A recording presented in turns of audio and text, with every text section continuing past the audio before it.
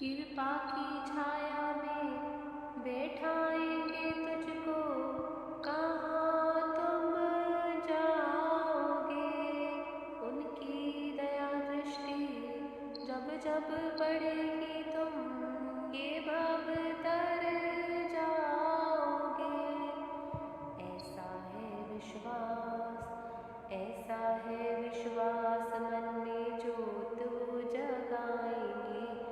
ऐसा है विश्वास, ऐसा है विश्वास, मन में ज्योत वो जगाएंगे। तुझे गले से लगाएंगे, थोड़ा ध्यान लगा, थोड़ा ध्यान लगा। साईं दौड़े दौड़े आएंगे, थोड़ा ध्यान लगा। ओम साई राम। साईं बाबा आप सबकी रक्षा करें। श्री साईं सच्चरित्र अध्याय 26। श्री साईं बाबा के उपदेश।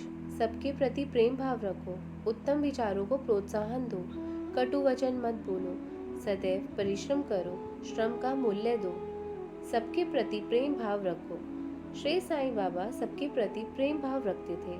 उनके साथ सभी जीव भी निर्भीकता से भोजन किया करते थे।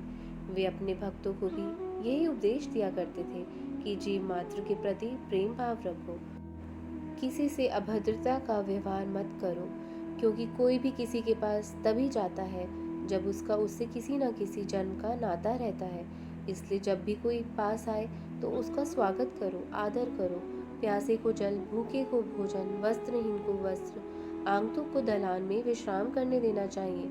वे कहते थे कि यदि तुम ऐसा करोगे तो भगवान तुम पर प्रसन्न होकर कृपा करेंगे।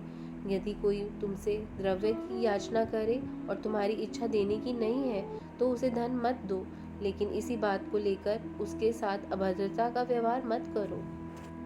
कोई तुम्हारी कितनी ही निंदा करे तब भी तुम उस पर क्रोध मत करो। यदि ऐसा व्यवहार करोगे तो सदैव सुखी रहोगे। भले ही संसार उथल पुथल हो जाए, लेकिन तुम स्थिर रहो। जो कुछ हो रहा है उसे केवल देखते रहो। तुम द्वैत भाव या भेद वृत्ति को त्याग दो। भेद वृत्ति से गुरु शिष्य में भी प्रीत आ जाता है। अल्लाह मालिक है, वही सबको संरक्षण देने वाला है। उसकी कार्य प्रणाली कल्पना से भी परे है। संबंधों का कारण एक दूसरे को ऋण शेष होना होता है, इसलिए परस्पर संबंध बनते हैं। अतः परस्पर प्रेम भाव रखकर एक दूसरे की सेवा करते हुए सदैव संतुष्ट रहो और साथ ही परमात्मा की प्राप्ति के प्रयास करते रहो। जिसने अपने लक्ष्य को पा लिया वही सुखी है। उत्तम विचारों को प्रोत्साहन दो। श्री साईं बाबा सदैव उत्तम विचारों को प्रोत्साहन देने की बात कहा करते थे। वे कहते थे कि प्रेम व भक्ति पूर्ण भाव से ईश्वर की शरण लेने पर ईश्वर विभिन्न अवसरों पर हमारी सहायता करते हैं।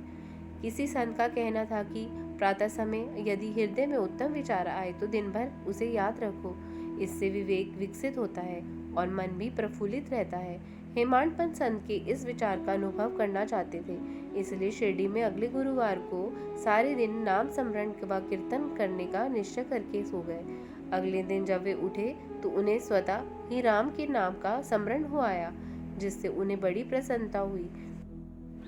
फिर वे नित्य कर्म से निवृत्त हो कुछ पुष्प लेकर श्री साईं बाबा के दर्शन करने गए। जब वे दीक्षितवाड़ा पार करके बूटीवाड़े के पास से होकर जा रहे थे, तब उन्हें मस्जिद की ओर से मधुर भजन की ध्वनि आती सुनाई पड़ी। एक नाथ जी का यह भजन औरंगाबाद कर मधुर लय में बाबा के सामने गा रहे थे। गुरु कृपा अंजन पायो मेरे भाई, राम बिना कुछ मानत नाही। अंदर रामा बाहर रामा, सपने में देखत सीता रामा।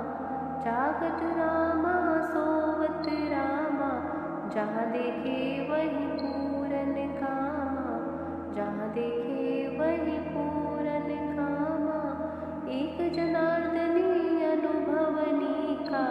जहाँ देखे वहाँ राम सरीखा, जहाँ देखे वहाँ राम सरीखा।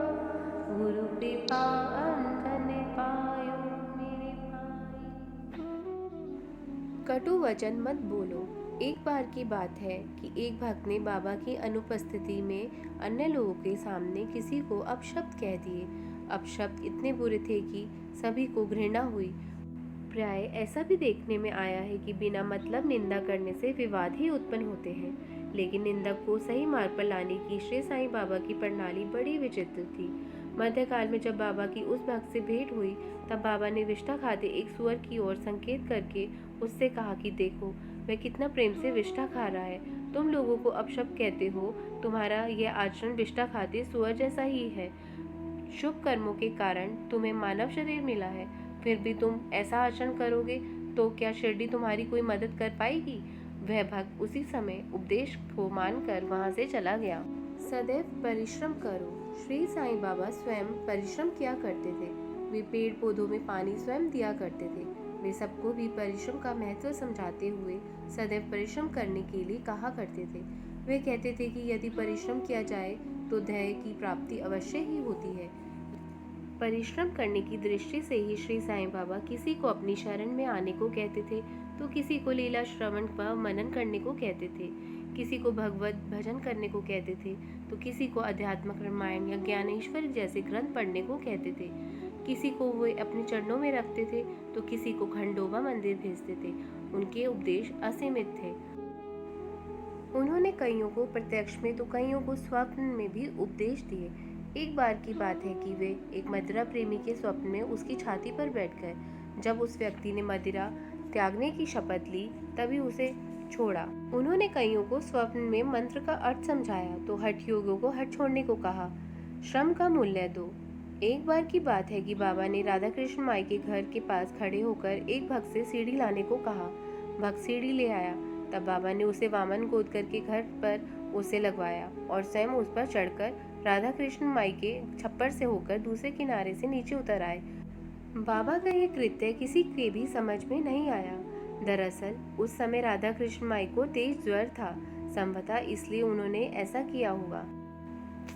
नीचे उतरकर बाबा ने सीढ़ी लाने वाले को पारिश्रमिक के रूप में 2 रुपए दिए। तब एक भक्त ने उनसे प्रश्न किया कि इतने ज्यादा पैसे देने का क्या अर्थ है। तब बाबा ने कहा कि किसी से भी बिना मूल्य दिए श्रम नहीं कराना चाहिए। श्रमकर्ता को तुरंत उदार हृदय से पारिश्रमिक दे देना चाहिए। ओम साई नमो नमः। ओम साई राम। ओम साई राम। कोई गलती हुई हो तो मुझे क्षमा करिए। अब हम कल अध्याय 27 का अध्ययन करेंगे। आप सभी को साईं वार की शुभकामनाएं। ओम साई नमो नमः।